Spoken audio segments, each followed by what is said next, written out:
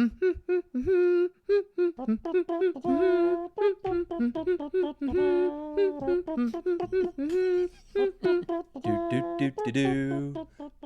to the Friends with Benefits podcast, a business podcast about revenue-generating partnerships, not a podcast about business time with friends. We're your co-hosting couple. I'm Jason. And I'm Sam. Welcome to the show, friends. Hello, friends. We are so excited to be back with another great episode. This time, though, I am extremely excited because we have Rasheité Calhoun with us. Rashida and I really don't know each other that well, but we were on a panel together a while back at the fire panel Summit, if anybody was there. And from the moment that I heard her and was collaborating with her on that panel, I knew we had to continue the conversation. So, Rashida, thanks for joining us. Yeah, I'm happy to be here. Thanks for having me. Hello. Yeah, good to finally be on a call with you. I've heard a lot of great things. Obviously, I was on that call where you guys were dropping just serious knowledge on that panel. Had to use my phone because I was forbidden from using the internet, but it's great to be here with you. Yeah, look, so you jumped on to hear your wife, and then you met me. That's it. Yeah, it's like a 2-for-1 deal. Bonus. Oh, fantastic. Second indie guest. So we're kind of taking over, like third indie guest. Fourth indie guest. Good Lord, this is the indie podcast. All right. I guess so. Wow. Look at that. Yeah, I didn't even make that connection until you brought it up. So let's just jump right in because I know we have a lot to talk about today. I have a lot of questions. So Rashida, you recently joined the team at Axios HQ. Yes. What are we at? Like 5 months ago? Yeah, about 5 months. Okay. And so you are kind of building a partnership program from the ground up there. Is that a fair assumption? Yeah, no kind of. Full on building it from the ground up. Completely from scratch. Started with a brand new spreadsheet, didn't inherit one. Oh God, nothing. Empty. We had some partners, but no activity. So completely starting from scratch. It's a good time. Look at that. So I think I'm so excited to hear your perspective on this because that's a scary place to be for a lot of partner leaders. Like, whoa, from the ground up, what are we doing here? So for someone like yourself who's building a new partner program or even onboarding new partners, let's say, how do you go from like intro meeting to revenue? And how do you do that fast? That's a good question because as you know, I am the revenue queen. I think at some point we were having conversations about swimming in pools of money on that nearbound. I think this is true. I can attest. I'm just picturing this, what is it, Scrooge McDuck in the vault of coins. Just that's Rashida. And that is me. So it can be a really scary thing, I think, for partner leaders. It was actually pretty exciting for me. I think I finally have an opportunity to I built partner teams, and I've added and created additions of partner programs, but never actually done anything from the ground up. And I have all these ideas and sort of kind of things in my mind that I think will work that I've done sort of for other established programs. And so it's exciting to test my knowledge and test my skill. But the goal really is to get to revenue as quickly as possible, but also setting the expectation that we're not going to get to revenue right away. And so that was actually my first order of business in coming in is talking to the executive team, understanding what they thought partnerships was and working to reshape that a little bit and reframe it. I think the most important conversation that I had, which is the conversation that folks miss, and Jason, you talked about this the other day, and I was literally going crazy when I saw it, but sitting down with our finance director. Yeah, and understanding what is going to make you happy and what's our CAC, what's our win rate, and what makes up our CAC, right? What are your goals with our CAC? What do you think we need to see for a win rate? What's our ACV?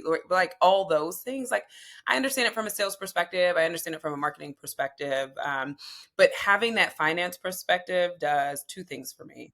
It helps me set proper goals, and it also helps me win with her so that when I'm not in the room, she is still having my back. right? And no one's going to advocate for you like a finance person or be against you like a finance person, right? It's one or the other. Either they have, and so Diana, I think I won her over. I'm pretty sure I did. We had some pretty good conversations, but sort of just kind of setting that stage. And then from there, it is understanding the market. The communication space is a new space for me. So very quickly, I had to get ramped up. The thing that I have going for me is that agencies are my sweet spot. I do really well in the agency space, and the goal is to build an agency partner program. So I at least know how to attack that market, and I just had to learn the comms piece of it, so I could be a little more industry specific. And then it's having conversations, right? Like picking up the phone, finding folks, and I think the way that I have gotten to like the way that I get to revenue the quickest is by just in my conversations, I make the ask. I am not afraid to make the ask, right? We are rolling out this partner program. It's a beta program. You can be one of the first folks to participate in it. I'm going to give you exposure to our 650 plus clients. Let's come up with a shared go to market, right? Like, here's our product. Here's how it works. Here's how I think it helps you. Do you have 1 to 2 clients that you're thinking of right now that this could work for? If the answer is no, then that's not a good immediate partner for me, right? If the answer is yes, not only do I have a good immediate partner, I also now have 2 possible leads that are going to come in the door. And Right. Sure. those are the Exactly. conversations that I have been having. And so signed 1 partner in December, and with signing that partner, we also had closed a deal, right? And then after that, now he's got 10 more that he's bringing to me. We have some of those ideation sort of initial go-to-market calls with 3 more potential partners. I call them potential because if we sit down in a go-to-market ideation with the 1 or 2 clients that you think this works for, and we decide it's actually not going to work, then you're probably not a near-term partner for me. So let's keep in touch. And Yeah. that is just, that's my way to move really fast because I need to very quickly understand. I'm not even trying to get to revenue really. I'm trying to understand the leading indicators, right? What is it going to take for me to get a partner to say yes? What does that ideal partner really look like? Because I don't know just yet. And what do their clients look like? What makes a good client coming in from a partner? Yeah. The true discovery model in motion. Yeah. So within that discovery motion, like how, what's the conversation look like, from your perspective, if they don't have customers? Like, it's kind of hard to have those conversations at times. Like, yeah, thanks for interest, thanks for playing, but no thanks. Bye. Right? Yeah. What does that conversation look like from your perspective to talk to the partners and kind of break it easy to them without breaking their heart? It kind of looks just like that. I am probably one of the most candid people that you will ever meet, but I do it with a smile. And I don't even know how I come off so warm and fuzzy, right? I'm like the person on the plane who doesn't want anyone to talk to, but then everyone suddenly talks to me and I have an attitude because you're talking to me, but they never stop talking. But I so also have that blessing and curse. such a curse, actually. I don't feel blessed by it at all. I do not have it, and I Sometimes. am so grateful for it. Sam's always like, how do these people just start randomly talking to you about their life story? I'm like, I honestly have no idea. Meanwhile, I'm like, I'm It's going to put my headphones on and listen to a podcast. You have fun with that. but yeah, no, I've had a few of those, right? Because if you can imagine, like I am in full on partner dev mode. So I'm talking to a ton of potential partners every day. Yeah. And it's not like well, you're not a good partner, I don't want to talk to you anymore. It's like, I don't know if we're going to find a good fit. So here's what we offer. Here's where I think you could fit in. If this sounds good to you, walk away from this conversation and think about it. If you can think of a couple of opportunities where this could work for you, and I'm willing to go back and do the same thing, right? I'm willing to go and say, I think we have a couple clients that we could try a shared go to market out with too. But if we can't do that, then we're wasting each other's time. And so I'm very honest that like I don't want to waste anyone's time. And so we kind of end the conversation there. We keep it open. I send a really nice follow up. We connect on LinkedIn. I was gonna say Right? connect on LinkedIn. Yeah. Do the 6 thing, do the months from dance. now, it might be a different story. I might have a better story to tell. They might have a better one to tell. But if it doesn't click instantly, I don't have time to sort of keep pushing at the moment Right. because I have something I need to prove out and I need to do it quickly or I'm not going to have a job. That's right. So I want to talk about that because I think that's something that's so important. And obviously, the end goal of every partner program is like revenue, influencing the bottom line, making an impact. Um, as we all know, though, you don't just like start a partner program or inherit one and then like money just flows. It doesn't work like that, Yeah. unfortunately. So in the seat that you're in, you kind of talked about this, but like, how are you communicating with your ELT, communicating with your boss, which we'll get to in a second, of like, I'm not producing revenue like I want to be at the moment, but that's because these are the leading indicators that I'm going to get there. Like, which goals are you forecasting to them to showcase that you are headed in the right direction? Yeah, that's a really good question. And it's one that's hard to navigate because in those conversations, you still have to somehow say, I think I can try to get to 250,000, and here's how I can do it, and here's when I think I can do it. But these are all the things that I think I need to do first. We need to sign some partners, right? And that's gonna take this much work, right? And then once we sign some partners, we need to onboard them and train them and get them enabled and then get the bought in, and then we need to get leads from them. And then every lead that we get from a partner is not going to close, right? And so we can assume maybe a 20% conversion rates, or and I pull those things looking at how, like, what I know is an industry standard, and then also how we perform on the sales side because I have no data to point back to. And so Mm-hmm. it's funny because I was presenting this at the end of last year, presenting my 2024. Like, I don't expect to really get to any real revenue until the end of the first half of the year, right? Um, and I put, all this stuff up on the screen and run it through for our executive team. And our CEO goes, like, I have this, the number of partners that we need to sign, this, the number of leads. And ultimately it ends in revenue. And he goes, well, I don't care how many partners it takes. Of course he doesn't, right? I know that. Yeah. But Right. what I am telling you is that if by February or March, we're not pacing at this level, then the 500,000 or in pipeline coverage that we're hoping for isn't actually going to come. And because I don't have any data to base this off of, is a complete scientific guess. More Hmm. guess, less scientific, right? But trying to get that point across to a team of executives who are just like, we want partnerships because we know it's a force multiplier is really hard. Luckily I'm in a really good spot where they trust me and they hear me, and I've been really honest that we're doing some guesswork here. But I've also told them, after I've been able to do this for a period of time, then I can come back and give you hard numbers. And then I can tell you how you should set your expectations. But for now, let's keep it light. Let's keep it cool, and really search for what those leading indicators are. I know where I think they should land, but I need at least a quarter to see how we're pacing and performing to see if that's right. So, I have a quick question. If you, on the guesswork side of things, I totally understand that and have been there. Um, if someone were to come to you, Rashida, and say, I've got to put together those numbers and I've got to pull them out of thin air, like, where do I start?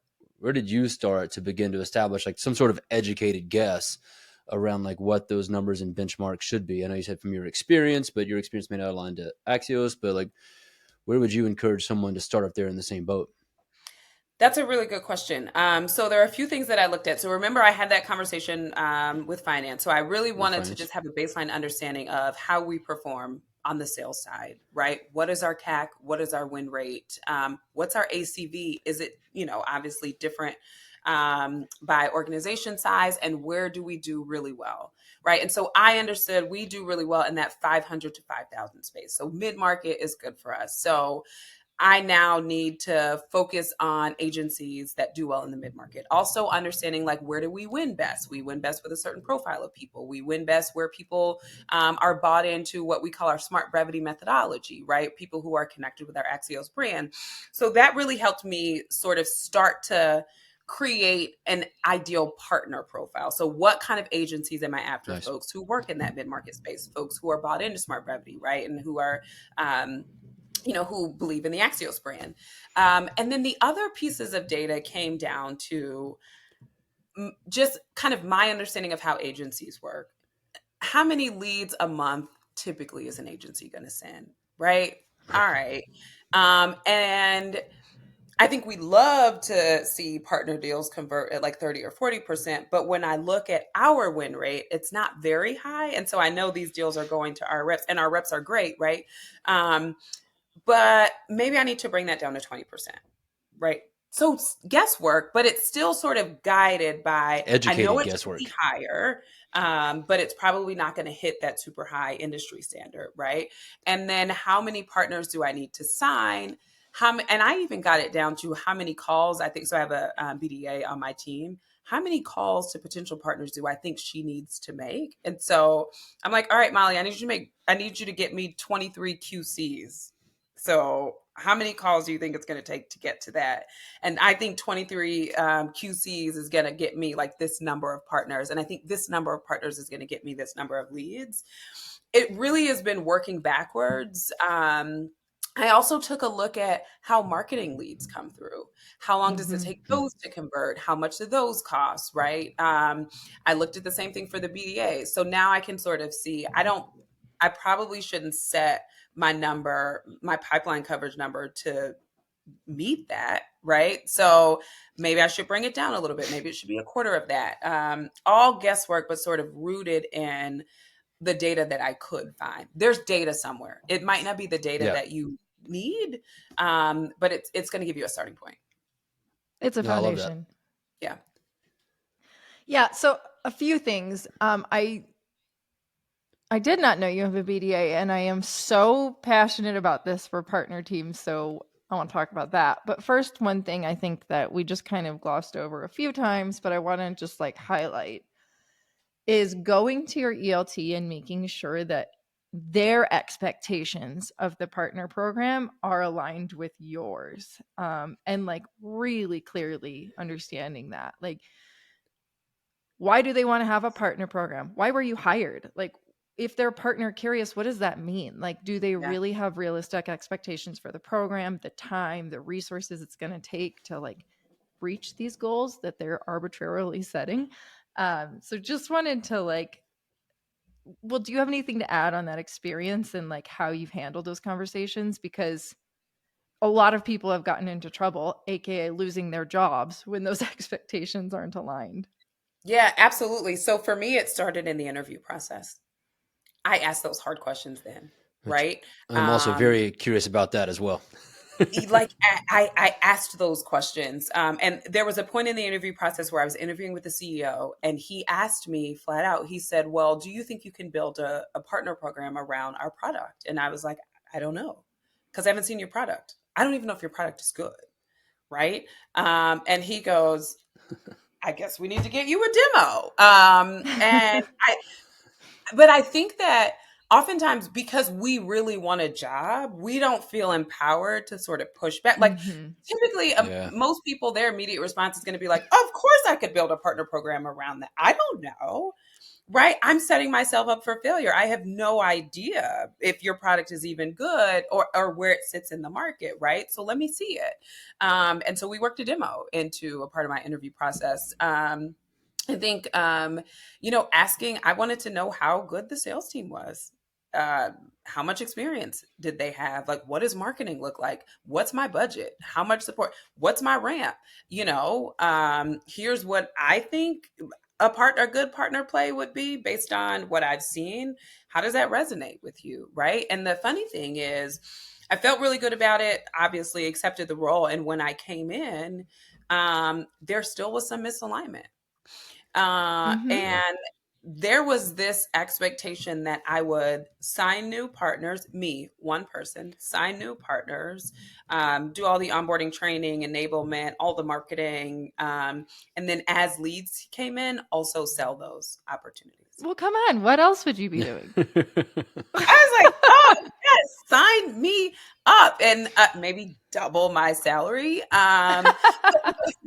I love I love the ELT over there. They just they didn't know, right? Yeah. They Right. had no idea. And so I had to have the conversation. And so I went to our VP of sales who I was reporting to at the time.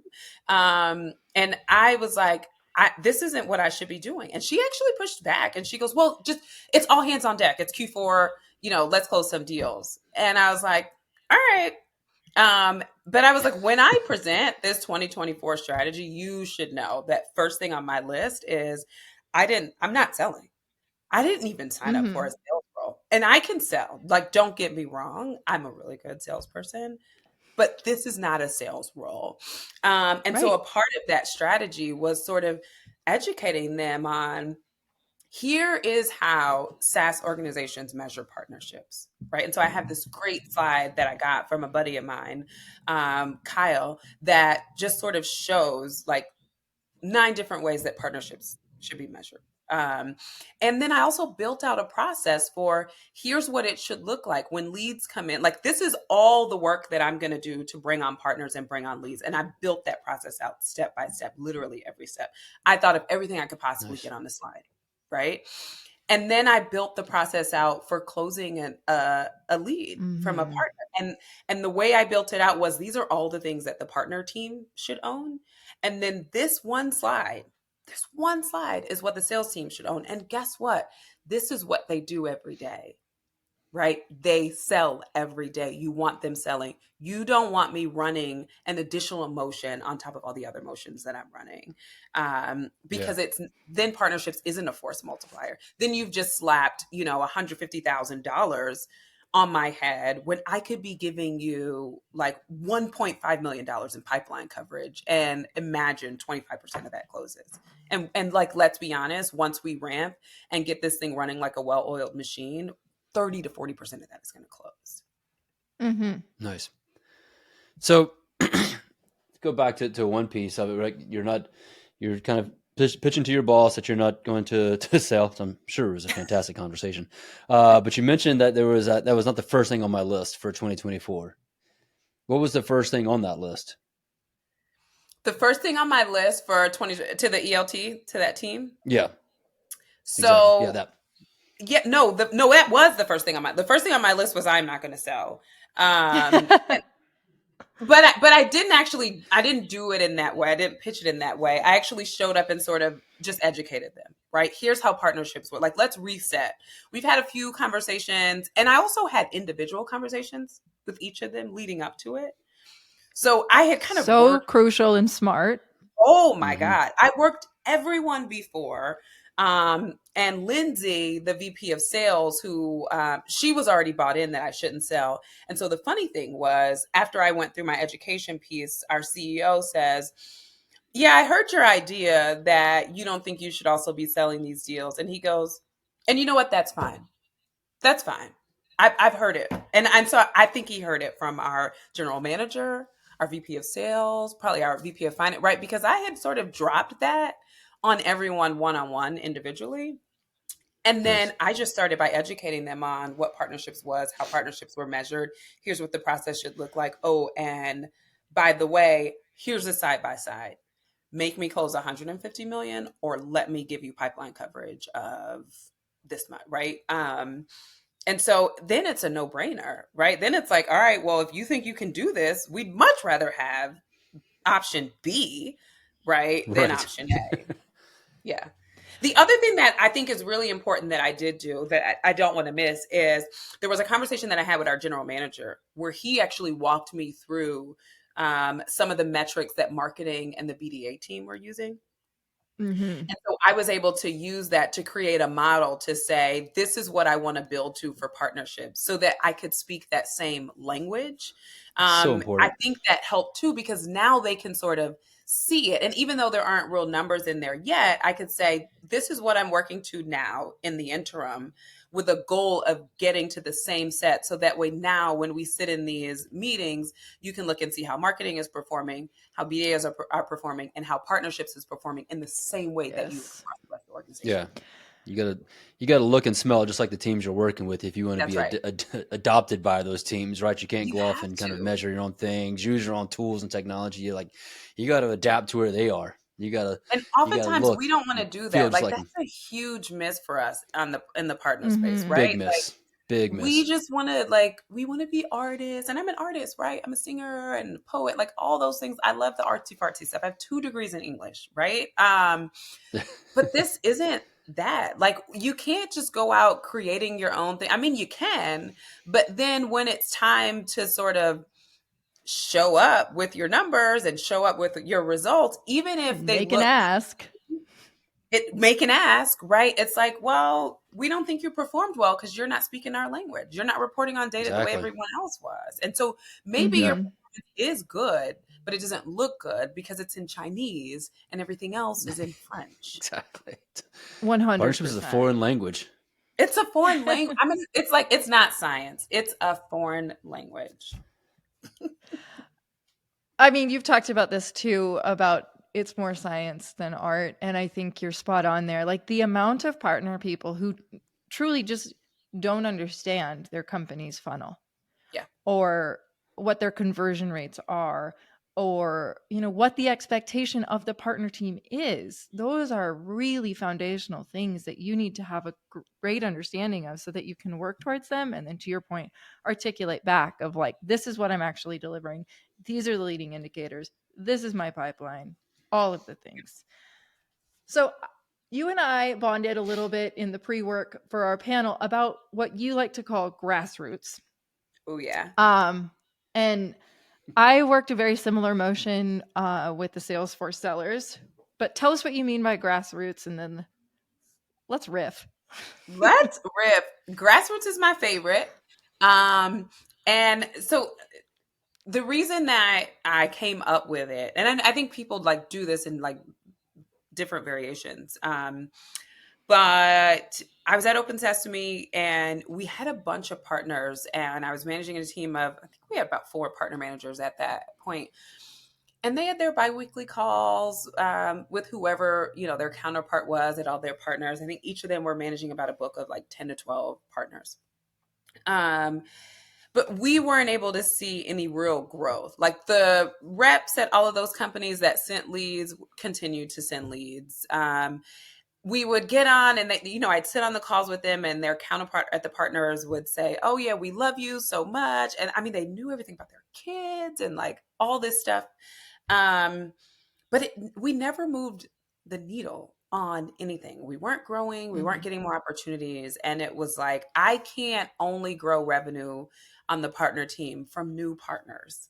I also need to continue to grow with existing partners. Otherwise, I can't keep giving you these resources, right? The marketing, the budget, the partner manager, like it just didn't make any sense.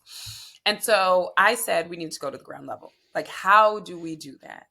And I came up with this idea. So we gave spiffs, but we decided we were going to sort of up the ante a little bit. We were going to double our spiff. We were going to raffle off a Peloton, and we were going to get on the phones and call every rep. We're going to start with every rep that ever sent a deal but wasn't sending anymore, right? Or a lead. And we're just going to get on the phone with them, and we're going to say, the opening line was, "Do you want to hear how I can help you get to President's Club?" Nah. Yes.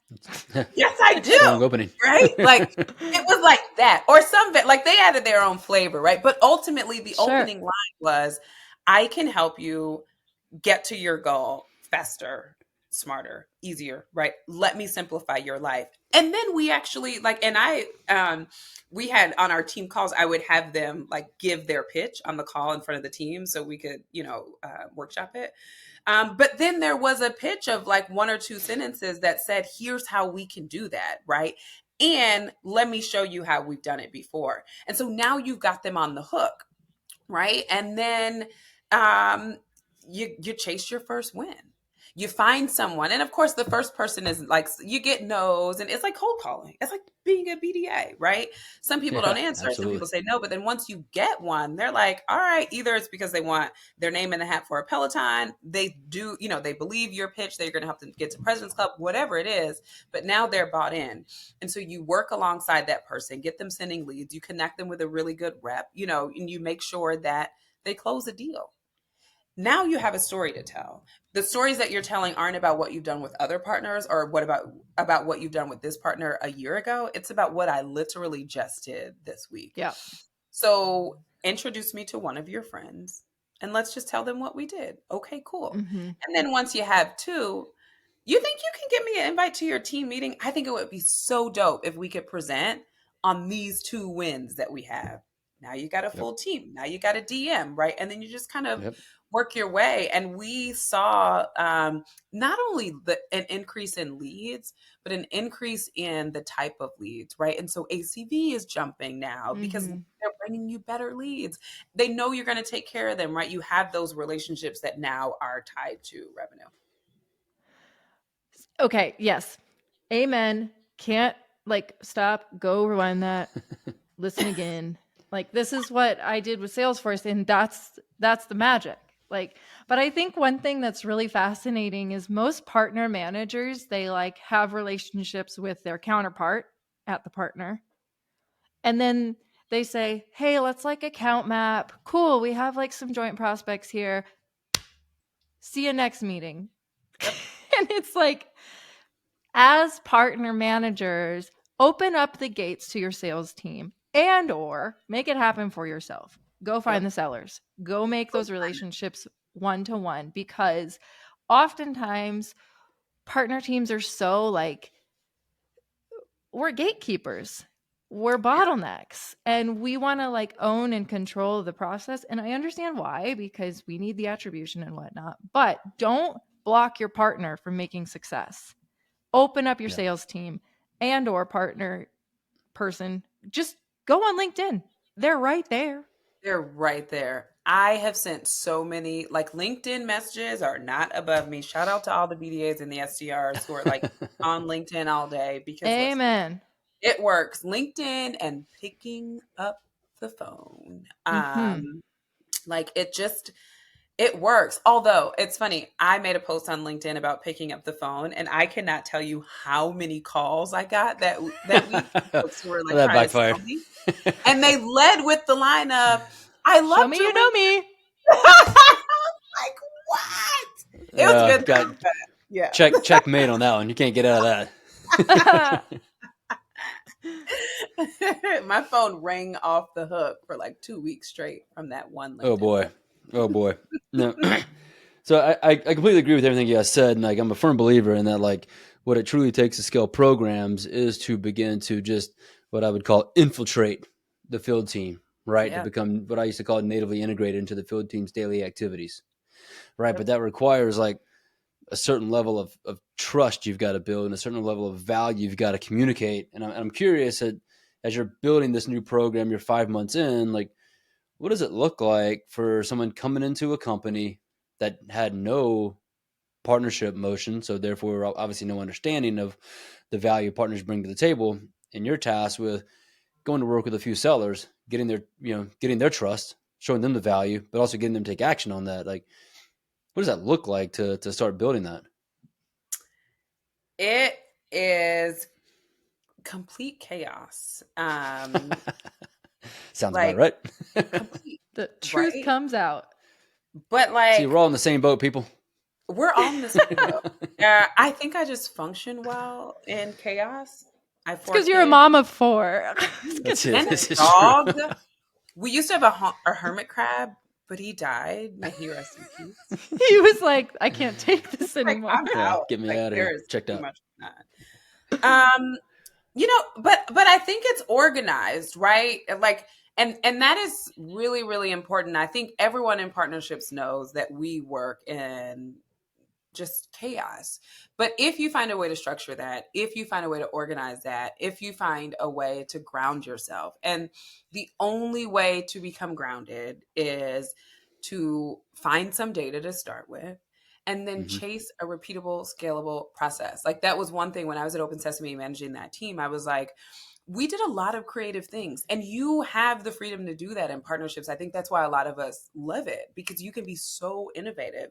But the challenge, you can run into constantly trying to innovate and not really figuring out what works. And so I challenged Yeah. the team there to find the repeatable steps. Like, I know every Monday I need to do this. On Tuesdays, I need to do this. If I don't, then XYZ is not going to work, right? And maybe my repeatable processes look different than yours. But I really do think that it's like back to that conversation of art or science. It is a science. So you have to be looking for the science in it. What are these things that if you do them every time, you're always going to win, right? And maybe that limits the creativity for you, but who wants to wake up every single day and like if you got a book of 12 partners and you have to do something different for every single partner, every single lead, every opportunity, and then at the end of the month, at the end of the quarter, at the end of the year, you're still not making goal? Right. That's a problem, Yeah. right? Like, That's we got to get out of that. yeah. That's where the guesswork that's not supported by data comes into play. You're just trying That's shit at right. that point.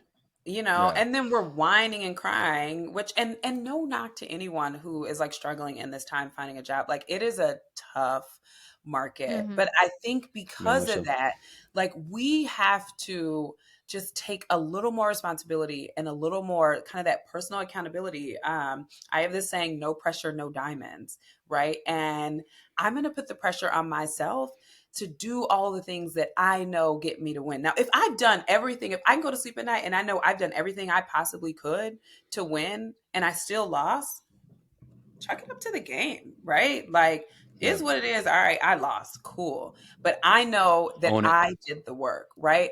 If any ounce of me feels like I didn't do the work, then it's on me. Yeah. Are there any of those, like you mentioned, like doing some repetitive motions and the same things, any of those rituals that you deploy that are worth mentioning here that could be utilized from someone else? Absolutely picking up the phone. Um, you got to pick up the phone. And it could be because you're trying to get a new partner. It could be because you're trying to get a new lead. You got to pick up the phone. That's one that's so important.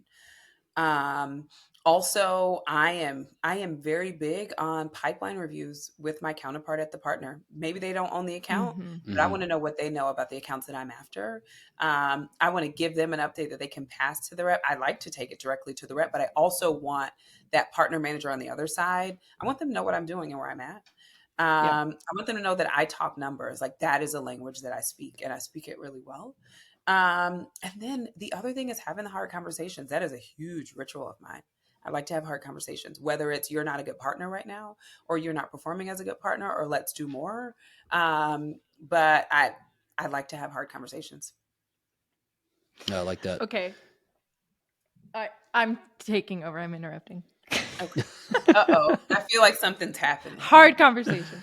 Uh, No, I love hearing that perspective. And I mean, we're literally on a podcast right now called Friends with Benefits. And the benefits are everything from revenue to leads to what have you.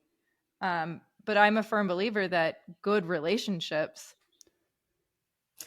have to require hard conversations. Otherwise, they're just acquaintances. Otherwise, they're just people you're connected with on LinkedIn. Like, speaking with my husband on the phone here, if we're not having hard conversations, our relationship's not a good one. Yeah.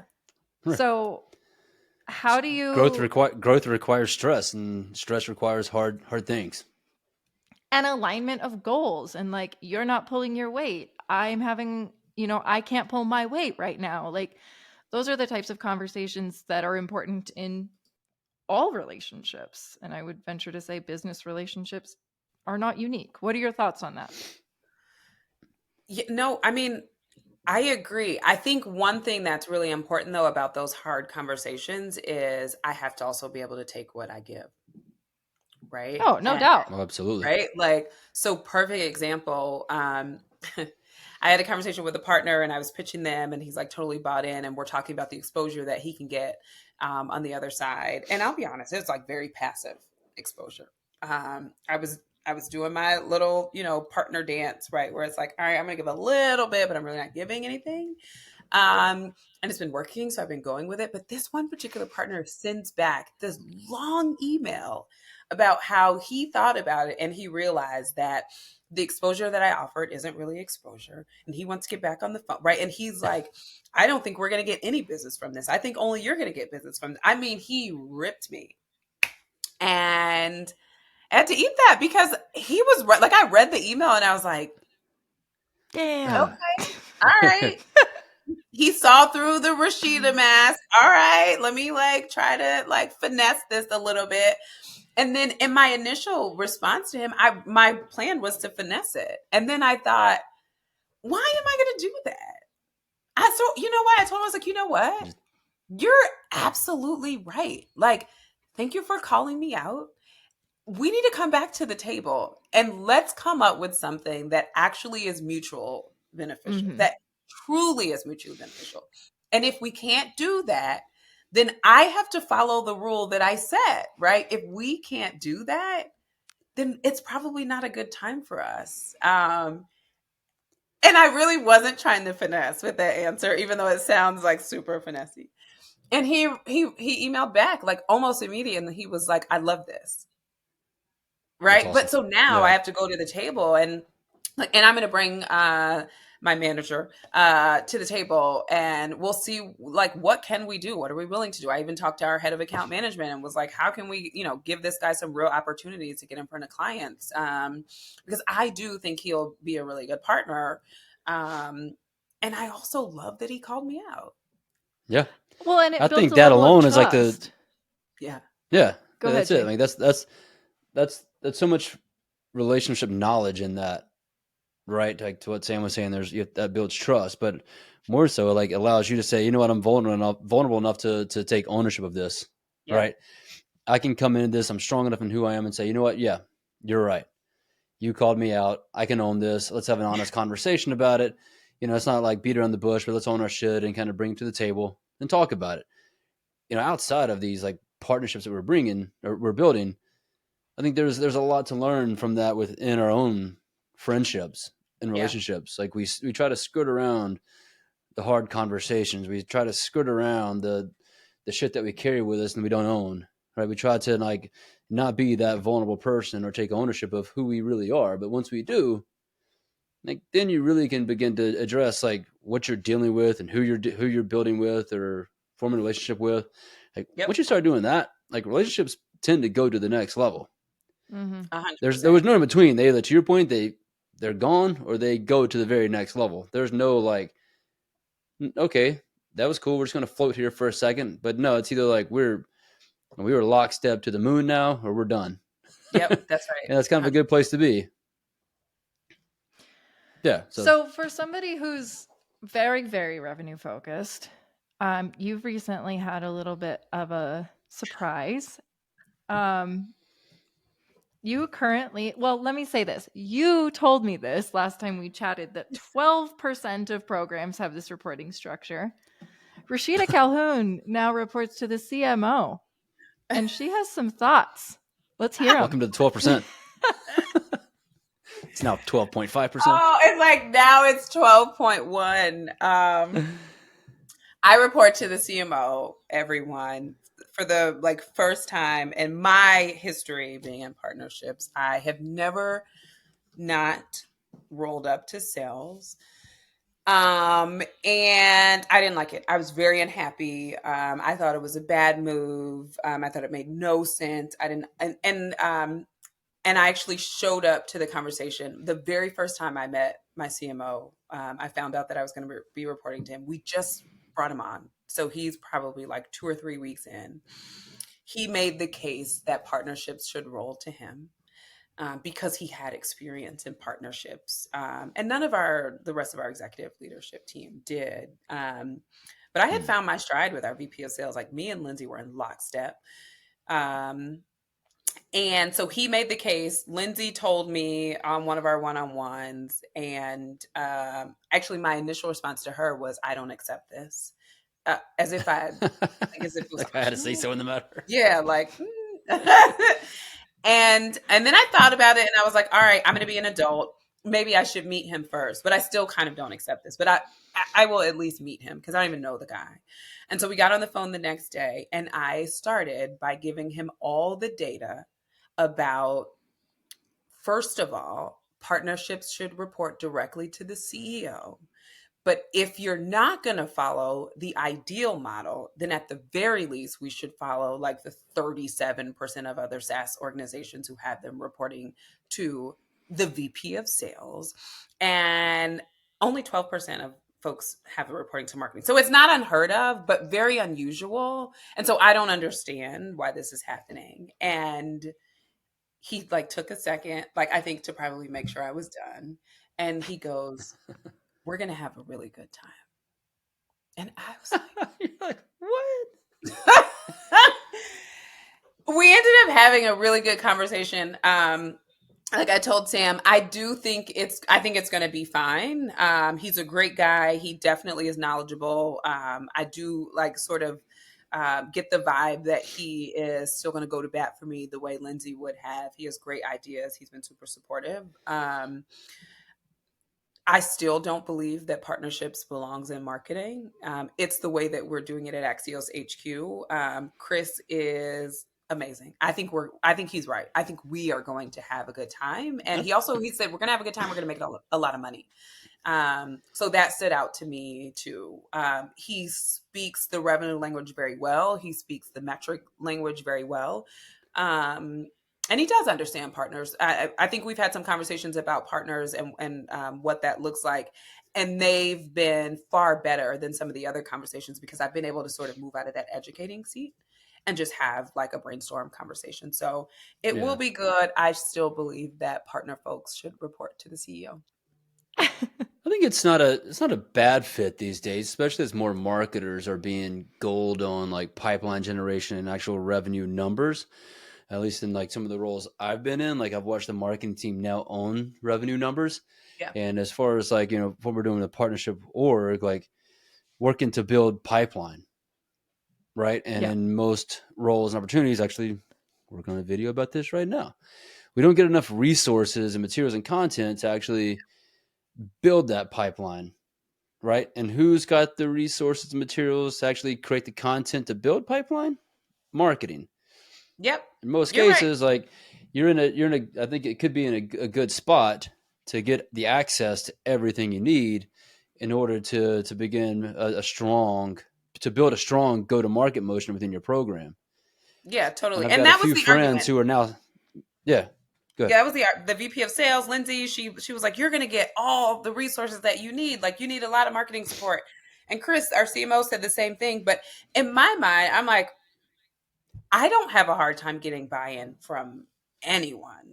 I'm as persuasive as I need to do to an external partner or an internal partner. I'll get whatever I need for marketing, right? I mean, but you're right? And it's fine. Like I'm in marketing, it's fine. I'm not going to leave. I think it's going to be good. Yeah. I mean, I just have to I get feel like the used to it. marketing team most often has all the fun too. So like, I don't know. I don't maybe. know if She's like, I'm a salesperson at heart. Yeah. But here we are. So, okay. Just one thing on that I think is really interesting too, and something to just keep an eye on is like most partner teams are metriced on sourced closed revenue. But at the end of the day, we pass that off. Unless you're Rasheité Calhoun and you're also in charge of closing deals too. But the majority of us are handing that off, and so we really don't have control over like the close one deal. So it is interesting to be aligning to marketing where like you're responsible for sourced and influenced pipeline, and that's what marketing is responsible to. So it'll be interesting to just watch this play out. Well, so this is what will be interesting is so when I set my number up for the executive team at the end of the year, there was a piece of it that was the sourced revenue to the pipeline. So pipeline coverage, that's the language they use. I hadn't used that before, Axios.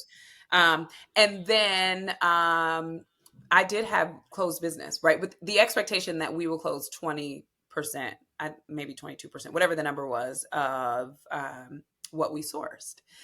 And so now and maybe I should go to Chris and say, do we just slash that closed revenue piece of it? And are we now solely focused on source? Now, in my mind, like it's a part of my DNA is to sort of follow that revenue through to our internal sales team and sort of stay on top of it.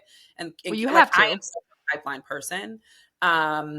So I intended to do that, but yeah, no, now I wonder if I'm in marketing, are we just going to measure me like marketing and maybe it's only pipeline coverage? I doubt it. Yeah. Yeah, They're going to I got a friend doing that right now. I'm like, it's not a bad situation, especially if you're very dependent and reliant upon your sales team actually creating opportunities and closing deals. But Like what's the you can set impact them on up. my bonus structure? That's the real question. Yeah, that's the question. That's about how do I fill my Or pool of money? it's Yeah. like X amount of dollars that reach a certain stage of pipeline. So it's not just like, oh, we got a lead, I'm out. Yeah. They're like legitimately qualified leads. I think it is an interesting discussion that I've had a few times. So keep us posted how it goes reporting into marketing. Yeah, I will. Yeah, yeah. Keep sharing that building stuff out loud on LinkedIn. Let us know how that's going. Absolutely. So let's bring this home. We're gonna wrap up here to be respectful of time, as they say. But our final question, which we try to keep, a little bit different than our partnership conversation, for Rashida here is: you mentioned that you were a singer. I've seen some Instagram stuff of you. Let's talk about some karaoke here for just a second. What's the singer version of Rashida's karaoke song? What's your go-to jam if you're So it's a out really late good night question. karaoke? I actually hate karaoke. As most singers do. Hate it. But I'm not a singer and I um hate it. it's just ridiculous. But so there are crazy Gnarls Barkley is Okay, one that fun. I could probably always do for karaoke. I really, really love that song. It's a fun one. It's a good karaoke song.